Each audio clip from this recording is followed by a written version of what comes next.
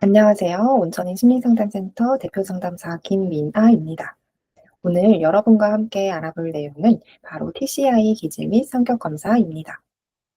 검사 해석에 앞서 이 검사가 무엇이고 왜 중요한지 간단하게 설명해 드릴 건데요. 혹시 검사를 아직 하지 않으셨다면 제가 보내드린 검사를 먼저 실시하신 다음에 이 영상을 보시기 바랍니다. 그럼 시작해 볼까요? TCI는 클로닝거의 심리생물학적 인성 모델에 기초하여 개발된 검사입니다. 기존의 인성 검사들과는 달리 개인의 고유한 인성이 형성되는 요인을 유전적 영향인 기질과 환경적 영향인 성격으로 구분하고자 하였습니다. 기질 척도는 네 가지, 성격 척도는 세 가지로 구성되어 있고, 기질은 수용할 대상, 성격은 변화할 대상으로 보고 있습니다. 그럼 이 TCI 검사를 왜 해야 할까요? 세 가지 주요 장점이 있는데요. 첫 번째, 나를 더 깊이 이해할 수 있습니다. 내가 왜 이런 생각을 하고 행동하는지, 사고 방식, 감정 양식, 행동 패턴, 대인관계 양상, 선호 경향 등 막연했던 나의 성격을 폭넓게 이해할 수 있게 됩니다. 두 번째, 타인과의 관계를 더 잘 이해할 수 있게 됩니다. 저 사람은 왜 저렇게 행동할까? 라는 궁금증이 저 사람의 기질은 이럴 수 있겠구나 라는 이해로 바뀌면서 더욱 관계가 원만해질 수 있습니다. 세 번째, 앞으로의 성장 방향성을 명확하게 설정할 수 있습니다. 내가 기질에 취약한 부분대로 살고 있다면 성격을 성숙시켜서 취약한 부분을 보완해 나갈 수 있습니다. 반대로 기질의 강점을 어떻게 하면 좀 더 잘 발휘할 수 있을지도 알 수 있게 되겠죠. TCI에서 점수를 주로 100분위 기준으로 보는데요. 0에서 30은 낮은 점수, 31에서 69는 중간 점수, 70에서 100은 높은 점수로 구분합니다. 높은 점수와 낮은 점수는 해당하는 척도의 특성이 강하게 나타나고 점수가 중간인 사람은 높은 사람과 낮은 사람의 특성이 그때그때 상황에 따라 다르게 나타날 수 있다고 봅니다. 이제 기질과 성격에 대해 좀 더 자세히 알아보겠습니다. 기질은 타고난 부분으로 자극에 대해 자동으로 반응하는 정서적 성향을 말합니다. 기질은 인성 발달의 원재료로 일생 동안 쭉 유지된다고 합니다. 기질은 좋고 나쁜 것이 있는 게 아니라 점수가 높거나 낮음에 따라서 각각의 강점과 취약점이 존재할 뿐입니다. 기질은 크게 자극 주고, 위험 회피, 사회적 민감성, 인내력의 네 가지 차원으로 이루어져 있습니다. 하나씩 살펴보겠습니다. 자극 추구는 새롭거나 신기한 자극이나 보상에 이끌리면서 행동을 하게 되는 경향성으로 마치 자동차의 엑셀과도 같은데요. 자극 추구 점수가 높은 사람, 낮은 사람의 각 특성, 그리고 강점과 취약성도 다르게 나타나는데 이 표를 참고해 주시기 바랍니다. 자, 나는 0점부터 100점 중에 몇 점 정도에 해당할지 예상을 해 보시면 검사 해석을 오셨을 때 더욱 풍부하게 해석을 받으실 수 있을 것 같습니다. 다음은 위험의 P입니다. 위험하거나 혐오스러운 자극을 피하기 위해서 행동이 억제되는 경향성으로 자동차의 브레이크와도 같습니다. 위험의 P도 점수가 높은 사람, 낮은 사람의 각 특성이 있고 강점과 취약성이 다르게 나타나는데요. 이 표를 참고해 주시기 바랍니다.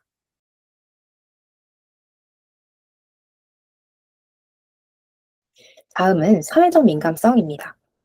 우리가 사회적인 애착을 이루기 위해서 칭찬, 찡그림과 같은 사회적인 보상 신호와 슬픔, 기쁨, 분노, 이런 타인의 감정을 민감하게 파악하고 이에 따라 정서나 행동의 반응이 달라지는 유전적인 경향성을 사회적 민감성이라고 하는데요.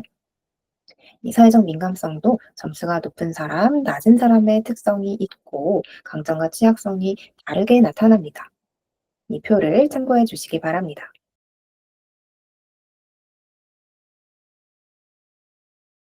마지막은 인내력입니다. 우리가 평소에 말하는 인내력과는 좀 다른데요. 여기서의 인내력은 당장 보상이 없더라도, 심지어 간헐적인 처벌이 있더라도 한번 보상된 행동을 꾸준히 지속하려는 유전적인 경향성을 말합니다. 인내력도 점수가 높은 사람, 낮은 사람의 각 특성이 있고 강점과 취약성도 다릅니다. 이 표를 참고해 주세요.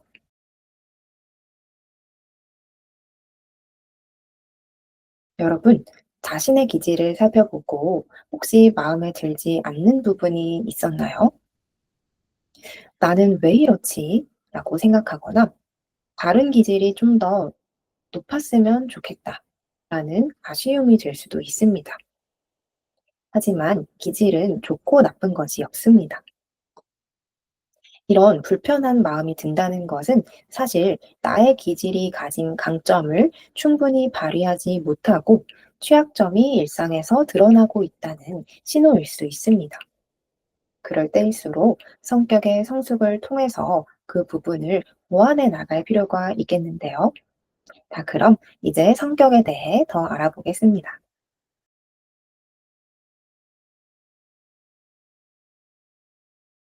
기질은 자동적인 반응이고 성격은 그 자동적 반응을 어떻게 조절하여 표현하는지를 나타냅니다. 이 성격은 자라면서 후천적으로 형성되는 부분으로 타고난 기질의 취약점을 조절하고 강점을 발휘할 수 있게 합니다.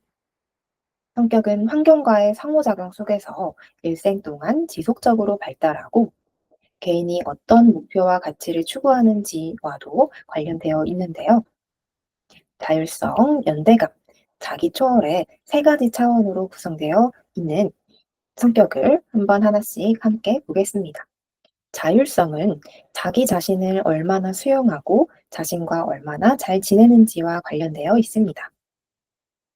자신을 자율적인 개인으로 인식하고 내가 선택한 목표와 가치를 이루기 위해서 나의 행동을 상황에 맞게 통제, 조절, 적응시키는 능력, 의지력을 말합니다. 자율성 점수도 높은 사람, 낮은 사람의 특성이 있고 강점과 취약성이 다르게 나타나는데요. 자율성은 기본적으로 30점 이상의 점수로 발달시키길 권장드립니다. 이 점수는 낮으면 스스로 많이 힘들어 하시기도 하고 주로 상담에 오시는 내담자분들이 이 점수가 낮으시기 때문인데요. 이 표를 참고해 주시기 바랍니다.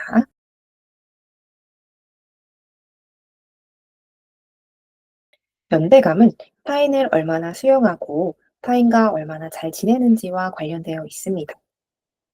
자신을 인류 혹은 이 사회의 통합적인 한 부분으로 인식하고 다른 사람들과 깊은 유대감을 형성하고 협력하는 능력을 보여주는데요. 연대감 점수가 높은 사람, 낮은 사람의 각 특성, 강점과 취약성도 표에서 확인해 보겠습니다.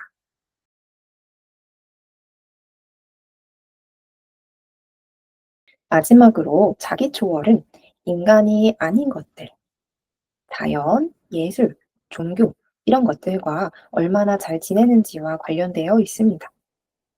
세상에 나를 초월하는 힘이 있다라는 것을 인정하고 우주와 자연을 수용하면서 자신을 그 일부로 인식하는 능력을 보여줍니다. 이 점수는 종교가 있는 분들은 좀 높게 나오실 수 있는데요. 자기 초월 점수가 높은 사람, 낮은 사람, 각 특성, 강점과 취약성을 표에서 확인해 보겠습니다.